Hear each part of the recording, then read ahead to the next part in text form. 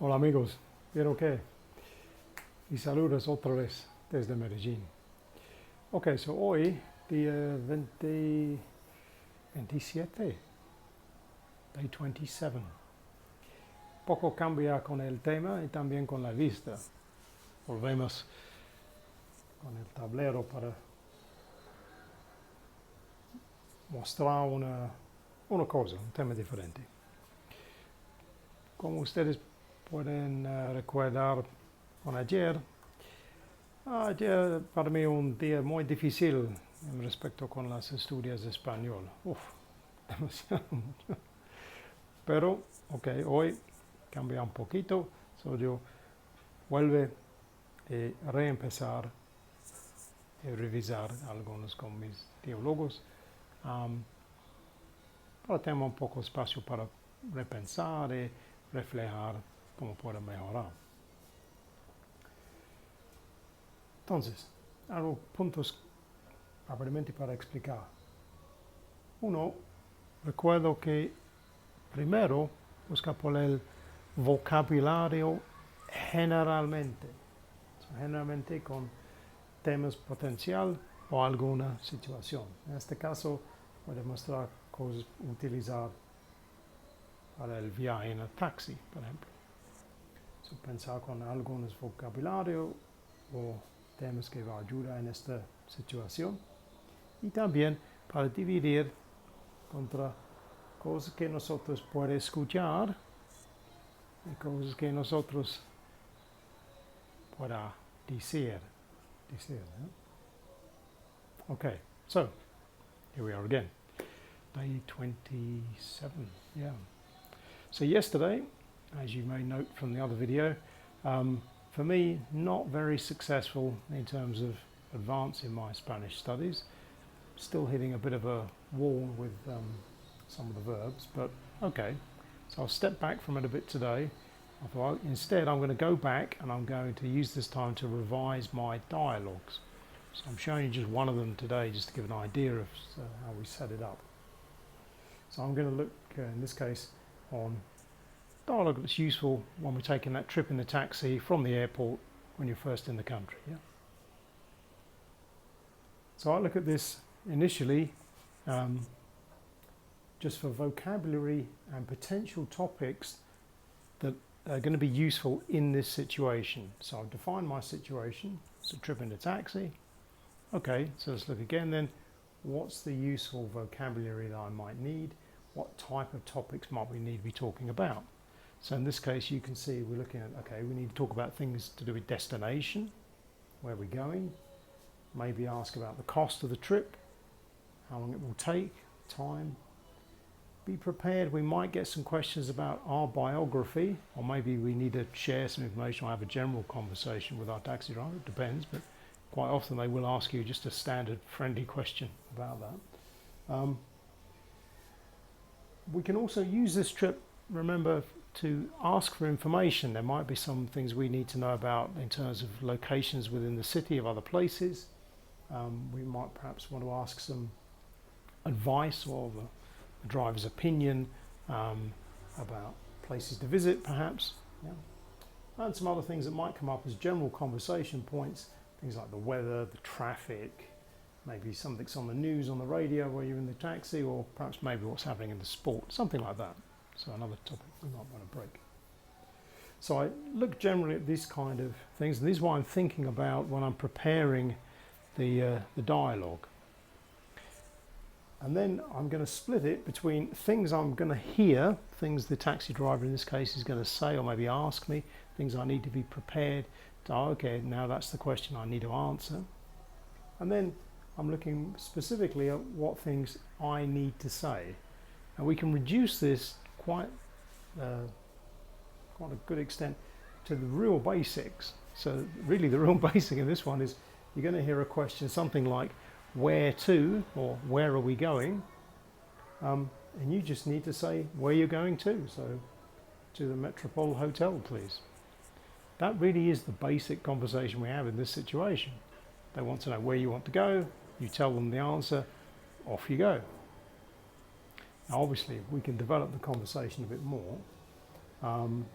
So once we've established where we're going, we could ask a follow-up question. We could ask something like, how far is that? Or maybe, how long will it take to get there? How long will it take to get there? We can predict possibly that kind of answer, something around about, usually given in time perhaps, it's about 20 minutes, let's say. So you can predict some of the vocabulary you might hear. And then bear in mind, now we've gone into a bit more of a conversation, we might get a question maybe on one of these other topics. And probably the more obvious one, particularly since we're assuming in this case we've arrived at the airport. So in many cases we might well be taken as a tourist or a visitor to the city. We're probably going to get a question something like, where are you from? Or is this your first time here in this place? Have you been here before? Do you like this country? These kind of questions. Yeah? So we can predict some answers we can give for this. We can practice one of these. So yeah, I'm from London. Yeah, it's my first time in the city. And at this point, this is something we can really go with. I'd recommend generally, this is quite a good, very useful question you can put into most scenarios to get some more information back from the person you're now talking to. Can I ask you something? Can I ask you something? This question is really useful. You can interject this in all types of conversations, whether they're more formal questions, or more casual situations. Can I ask you something? It gets the person's attention. They know you're going to ask them a question now, and then ask you a question. So in this case, I'd recommend it perhaps because obviously taxi drivers generally are a good source of information about their city. They spend all day driving around it. So we can ask perhaps for some advice or opinion about something. So I've gone with something like, okay, can I ask you something? Where is the best restaurant in town? Useful thing to know, yeah? So where's the best restaurant in town? All right, there might be a variance of opinion, but you should get a better answer than not. So where's the best restaurant in town? You might get some answer. You can then ask a follow question perhaps. Is that near the hotel? Because if it's nearby, perhaps you can stop off on the way, have a look at the restaurant, see if it's the kind of place you like, yeah?